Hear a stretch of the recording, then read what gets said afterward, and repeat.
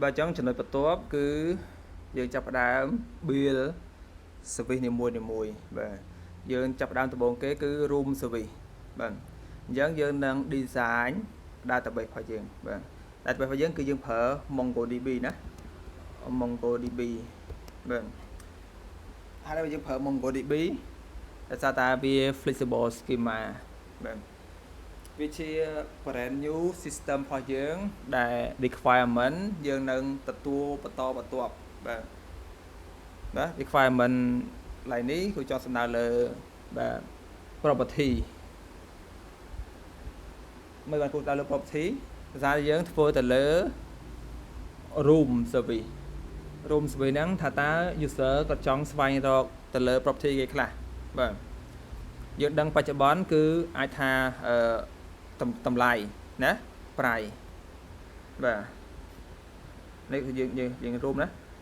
គេចង់ដឹងរកតាមតម្លៃបាទថាតើនៅពេញតើមានបន្ទប់ណា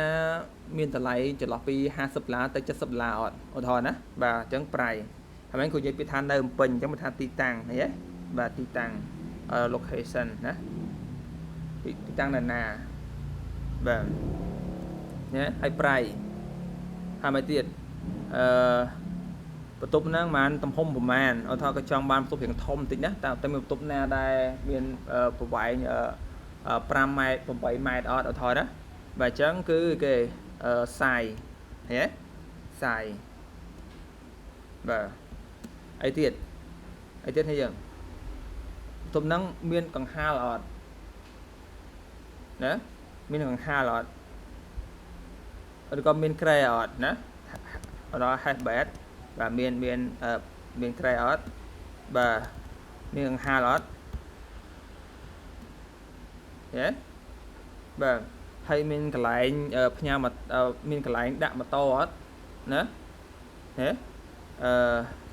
ហើយគេឥឡូវហ្នឹងដាក់ម៉ូតូគេថាម៉េចparking lot parking space បាទ parking បង parking ព្រោះចេះពីហ្នឹងនេះបាទឥឡូវ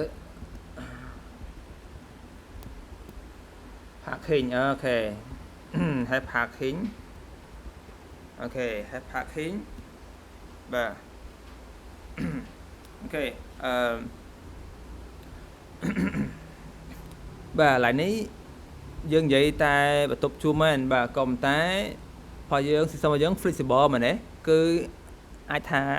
ផ្ទះសំណាក់ទៀតណាផ្ទះសំណាក់ទៀតអញ្ចឹងបានតទៅជាមួយនឹងមានកង្ហារអត់មានម៉ាស៊ីនត្រជាក់អត់ណាឧទាហរណ៍ has អីគេ air conditioner ណា AC អញ្ចឹងទៅបាទឧទាហរណ៍បាទហើយវាអាចមានអីផ្សេងទៀតដែលយើងមិនទាន់ដឹងតើអត់ណាដែលយើងនឹងដាក់តាមក្រោយបាទឃើញទេបាទយើងដឹងប៉ុណ្ណឹងមិនទាន់ដឹងនៅផ្សេងទៀតបាទអញ្ចឹងយើងធ្វើម៉េចទើបអាច design system flexible បែបហ្នឹងបានតើបាទហើយបើកបើបងកញ្ចក់ទៀតកុំតាទៅមុខណាបាទយើងយល់ពី system design សិនបាទកូដយើងស្អីតាមក្រោយទេមើល Google មើល ChatGPT អីយើងធ្វើចេញទេសំខាន់គឺ idea នៃការ design សំខាន់តោះណាបាទឧទាហរណ៍ថាចង់ដឹងថាតើវាជាប្រភេទអីគេណាពេលណាគេចង់រកជាប្រភេទ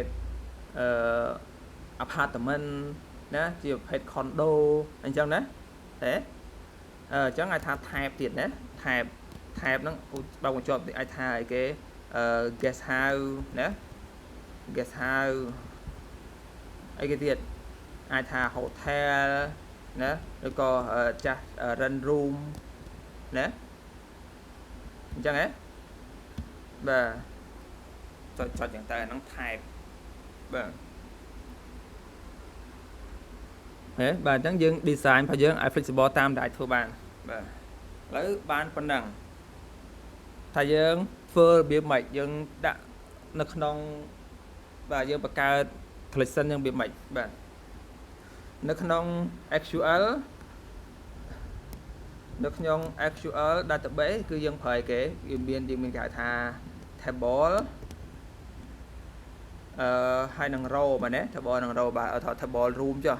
table room ចុះអញ្ចឹងវាមាន row គេខ្លះណាបាទមាន location ឯផ្សេងមកបាទអញ្ចឹងគ្នាសម័យមើលបាទគ្នាយើងប្រើ SQL យើងត្រូវមាន column ហ្នឹងគឺ update រហូតអញ្ចឹងត្រូវ insert វាទុកមុនណាអញ្ចឹងអត់ណាត្រូវមាន row ប្រហែលដាក់មកនេះ row ប្រើមានបច្ចុប្បន្នមាន6យើងប្រើ6ឯងបើថ្ងៃក្រោយចង់ប្រើទៀតយើងត្រូវ insert យើងត្រូវ alter ណា alter table ហ្នឹងណាដើម្បី add បាទ alter table ណាដើម្បី add more row ណា add more property ហ្នឹង row តោះណាបាទតែចំពោះ no SQL អាហ្នឹងគេហៅអីគេ table ហ្នឹងគេហៅ collection ណាគេហៅ collection ហើយ row ហ្នឹងគេហៅថាអីគេណាយើង field ចាមួយ row ហ្នឹង document បាទ document បាទ document នេះមួយ row ណាបាទហើយមួយ row ឬក៏មួយ document ហ្នឹងវាមាន field ដូចគ្រូនិយាយបកមកអញ្ចឹងណាបាទមាន field ជាច្រើនបាទអញ្ចឹងបើសិនជាយើងបាទ row មួយ row ហ្នឹងមាន10 property ឬ10 field នេះមិន10 row ណាអានេះ add more row add more field បាទគ្រូសេខនណា add more field បាទស្អីចាបាទចំពោះ SQL លោកគ្រូយល់ឡើងវិញណាបាទមិនគ្រូនិយាយច្រឡំពាក្យ row បាទ row ហ្នឹងគឺ alter table ដើម្បី add more field អញ្ចឹងថាមានប៉ុន្មាន column ណា field ហ្នឹងឬក៏ column បាទ row column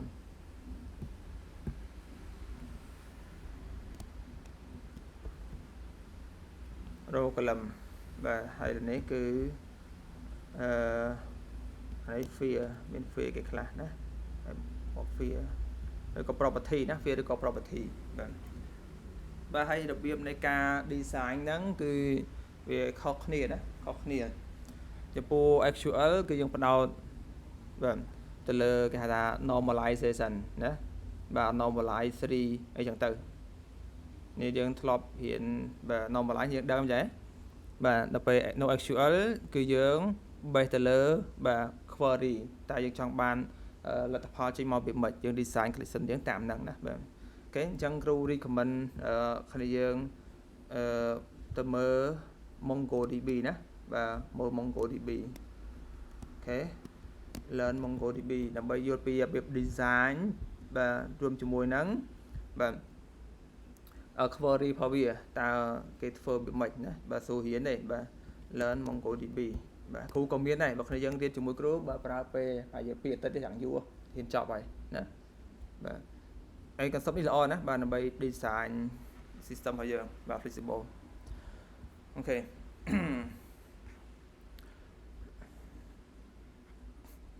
បាទអញ្ចឹងមកដល់ត្រង់នេះបាទគឺគ្រូ design បែបនេះយើងមានcollection មួយបាទឈ្មោះថា room ចុះថ្ងៃក្រោយយើងដូរពាក្យ room ហ្នឹងទៅអីគេផ្សេងអីគេផ្សេងបាទហើយយើងប្រើ room សិនបាទបាទអញ្ចឹងមាន free គេខ្លះបាទ ID ហ្នឹងចាំបាច់បាទហើយមាន name ចោះថាតើបន្ទប់ហ្នឹងវាឈ្មោះគេអញ្ចឹងទៅណាបាទវា luxury អីចឹងទៅបាទតមកមាន property គេតណាចេះprice តម្លៃប៉ុន្មានណាទំហំប្រមាណទំហំនេះយើងអាចបែងចែកជា2 property ទៅដាក់ថាបណ្ដោយតតឹងទេណាy length ហ្នឹងទៅណាបាទមាន y មាន length បាទបើគ្រូដាក់អញ្ចេះhave price អូខេអានេះវាគេបើសិនតម្លៃវិញណាវាទៅជា price អត់ថា$50ទំនោះតម្លៃ$50ហើយy បាទប្រវែងy ថាប្រហែល5ម៉ែត្រណា5ម៉ែត្រប្រវែង8ម៉ែត្រអញ្ចឹងទៅណា8ម៉ែត្របាទមានកង្ហារអត់អានេះគឺគេ yes ឬក៏ true ណាមាន true អីគេទៀតបាទមាន parking អត់ហើយ parking បាទគូសិតតែប៉ុណ្្នឹងបានហើយ parking true អញ្ចឹងទៅបាទហើយកន្លែងខ្លះវាអត់មាន parking ទេបាទហើយមួយទៀតពេលខ្លះកន្លែង parking ហ្នឹងគឺវាមិននៅក្នុង room level ទេវានៅក្នុង house level building level ណាតោះនេះបាទអញ្ចឹងយើងអាចថែមថយតាមក្រោយបាទឥឡូវឧបមាថាយើងមានអញ្ចឹងចោះយើង design របស់យើងគឺ ឲ្យវា flexible បាទអញ្ចឹងគ្រូប្រើអានេះ mafia បាទបើសិនជាយើង design ក្នុង Java ណាយើងបានជា Java design បាទ Java class ឬក៏ Java model ណា Java model គឺយើងនឹងបានចេះមកខាងក្រោយហើយយើងនឹងបានស្អីគេstring id នេះ auto generate ណា string id string name បាទ name វាថាឈ្មោះបន្ទប់នឹងអញ្ចឹងទៅណាបាទតមក property នេះគឺវាច្រើនណាបាទមាន key value បាទអញ្ចឹងយើងសម័យដល់ map ណា map បាទមកដល់ map គឺយើងប្រើ map ដែលមាន key ជា string value វាអាចជា integer ណាអាចជា string អាចជា boolean បាទអញ្ចឹងគ្រូដាក់ថា object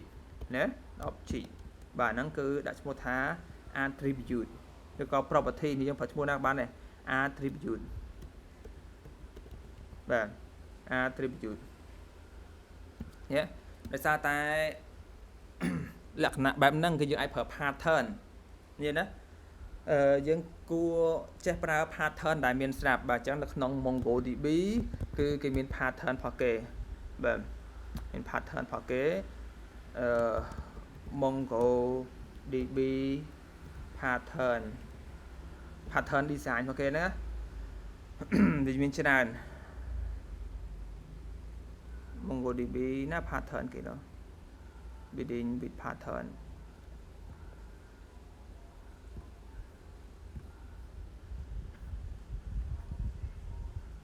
នេះ pattern គេច្រើនណាគ្នាមើលណាបាទ approach bucket compute document version ណា pattern ណាគេបាទហើយឡើយនេះគ្រូចាប់អារម្មណ៍ attribute pattern បាទសារតែវាមាន property ឬក៏ attribute ហ្នឹងបាទ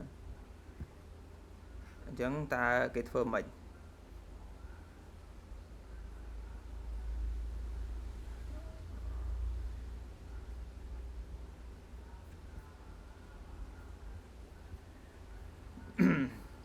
បាទគ្រូហៅមិនតាន់ឃើញបាទអត់អីទេបាទឥឡូវគ្រូនៅចិត្តថាគ្នាយើងមើល attribute pattern បាទអញ្ចឹងឡើយហ្នឹងវាមានគេថា value អីគេយើងអាចប្រើជា value key ច្រឡំ value បាទអត់ថា key គេ key price ណាបើយើង design document វាទៅជា key price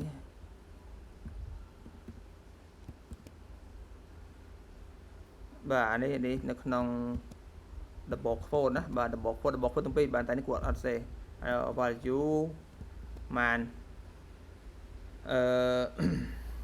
ម៉ាន50អីចឹងទៅណាបាទគេវាមានលក្ខណៈចេះមានលក្ខណៈចឹង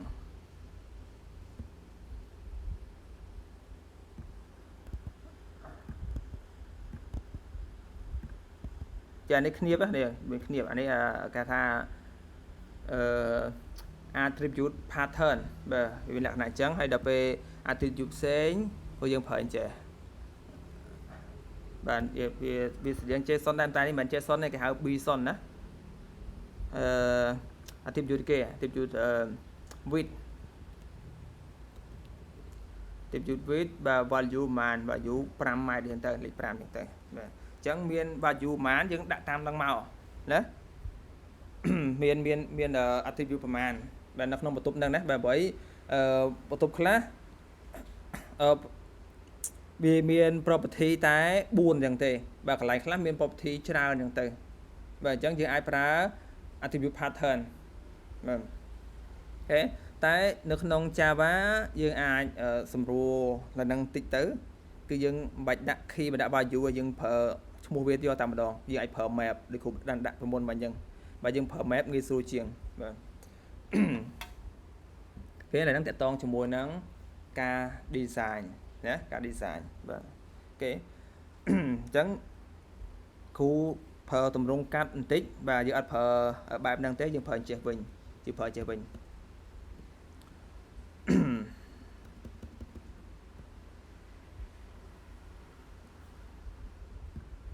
បាទយើងប្រើបែបនេះអូខេអានេះ JSON របស់យើងបាទយើងប្រើ MongoDB ណាបាទអញ្ចឹងបែបនេះ ID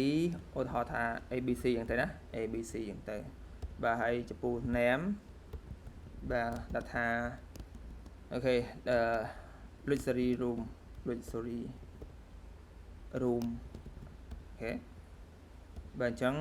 អានេះគឺដាក់ attribute តែម្ដងណា attribute attribute មាន S ចុះបើវាច្រើនបាទយើងប្រើជា map បាទអញ្ចឹងអត់ប្រើនេះទេគ្នានេះទេយើងប្រើចេះតែម្ដងនេះណាគឺតែlà object ណាបាទហើយនៅក្នុងហ្នឹងគឺមានមួយ level ទៀត level ជា property របស់វា price ណា price ដាក់ម៉ាន$50អញ្ចឹងទៅណាហើយ width ប្រហែល5អញ្ចឹងទៅហើយបើមាន property ផ្សេងទៀតដាក់ថា hyphen true អញ្ចឹងទៅនេះយើងធ្វើចឹងបានឃើញអត់បាទអានេះនៅក្នុងផ្ទះមួយណាអានេះមក document ណាមក document បាទមក document បើយើងនិយាយពី actual វិញនេះគឺ Maro បាទអញ្ចឹងនេះគឺ luxury room ដែលមានតម្លៃប៉ុណ្ណេះហើយប្រវែងប៉ុណ្ណេះហើយមានកង្ហារទំនឹងបាទអាហ្នឹងចំពោះផ្ទះម្ចាស់ផ្ទះសុកណាពូសុកណាផ្ទះពូសុកគឺគាត់មានប៉ុណ្ណឹងដល់ពេលផ្ទះពូសំវិញណាផ្ទះពូសំវិញបាទគាត់មាន property ចេះវិញឈ្មោះគេbig room អញ្ចឹងទៅណាឧទាហរណ៍big room ដែរវិញក៏មានតម្លៃម៉ានតម្លៃ$90ហើយប្រវែងម៉ាន10ម៉ែត្រអញ្ចឹងទៅណាបាទអត់មាន fan នៅក្នុងហ្នឹងទេឧទាហរណ៍ណាអត់មាន fan ទេបាទអត់មាន fan ទេតែគាត់មាននេះគេគាត់ hash parking វិញ hash parking true វិញបាទហើយក៏មាន property ផ្សេងទៀតបាទដាក់ថាអីគេម៉ោងបិទថា close បើកន្លែងខ្លះគេមានដំបងណាបាទត្រឹមម៉ោង10យប់គេបិទហើយបាទ close at 10 PM ណាហេបាទអញ្ចឹងគ្នាយើងមើលការ design ពីហ្នឹងវាបាទលំនាំដូចគ្នាបាទប៉ុន្តែ data ខុសគ្នាណាឃើញអត់បាទឥឡូវមាន3អាក្រមមាន4តែ property ខុសគ្នាដូចគ្នាតែពីរនេះទេឃើញទេបាទអញ្ចឹង MongoDB ធ្វើបានឃើញទេ MongoDB ធ្វើបានតើណាបាទដល់ពេលបើសិនជាយើងសម័យមើល SQL វិញបាទយើងត្រូវមាន column ទាំងអស់ណាយើងត្រូវមាន column ទាំងអស់ទោះអត់មាន value ក៏ដោយត្រូវមាន column ហ្នឹង define ចោលតែម្ដងបាទហេវា flexible អញ្ចឹងថ្ងៃក្រោយយើងចង់ថែម property ទៀតដាក់មកហេបាទអញ្ចឹងហើយបានគ្រូប្រើ MongoDB បាទ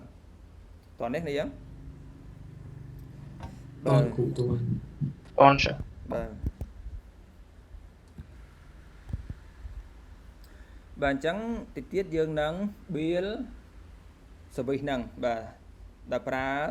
Spring Boot Spring Web Flow បាទយើងចូល Spring Initializer បាទដើម្បី generate project របស់យើងបាទអញ្ចឹងនេះជាអ្វីដែលយើងនឹង build បាទយើង build room service បាទproject របស់យើង module របស់យើងគឺ room service នៅពេលនេះណាបាទអញ្ចឹងគឺយើង design database ហើយមិញណាបាទហើយអញ្ចឹងនៅក្នុងហ្នឹងគឺយើងនឹងបង្កើត package ជាច្រើនបាទមាន package model repository បាទ model នេះគឺ store បាទនេះfield របស់យើងមិញនេះណាដើម្បី map ជាមួយនឹង database របស់យើងហ្នឹងមួយនឹង collection របស់យើងបាទយើងមាន model ដែលយើងនឹងដាក់ឈ្មោះវាថា domain ណាបាទ domain package ឈ្មោះ domain ណាបាទនេះគឺមាន repository តទៅជាមួយនឹងបាទ communicate ជាមួយនឹង database ហើយយើងមាន service តទៅជាមួយ logic យើងមាន DTO បាទ data transfer object ហ្នឹងបាទយើង map ចុះ map ឡើងយើងប្រើ map struct នេះ mapper ហើយយើងមាន controller ដើម្បី build API របស់យើងបាទនេះគឺមាន2 version តែគ្រូប្រើ version ដែលសមស្របមួយបាទយើងអាចប្រើ REST controller ឬក៏ functional endpoint ថាយើងប្រើ Spring Web Flow ណាយើងអាចប្រើ functional endpoint បានបាទក៏ប៉ុន្តែដោយសារតែគ្រូចង់ឲ្យវា smooth ជាមួយនឹង Swagger Open API document API របស់យើងបាទអញ្ចឹងគ្រូនឹងប្រើ O-style បាទ O-style តែមិនមែនហួសសម័យណាគឺ popular style យើងប្រើ REST controller ណាបាទតែ style Spring Web Flow ហ្នឹងយើង Spring Web Flow បាទហើយកន្លែងនេះគឺគ្រូអត់តន់ recommend ទេណាអត់តន់ recommend ទេយើងគ្រូនឹងដាក់តាមផ្លូវ REST controller ដែល popular ហើយ powerful បាទយើងមាន exception handling បាទហើយយើងនឹង build យើងនឹង integrate ជាមួយនឹង Open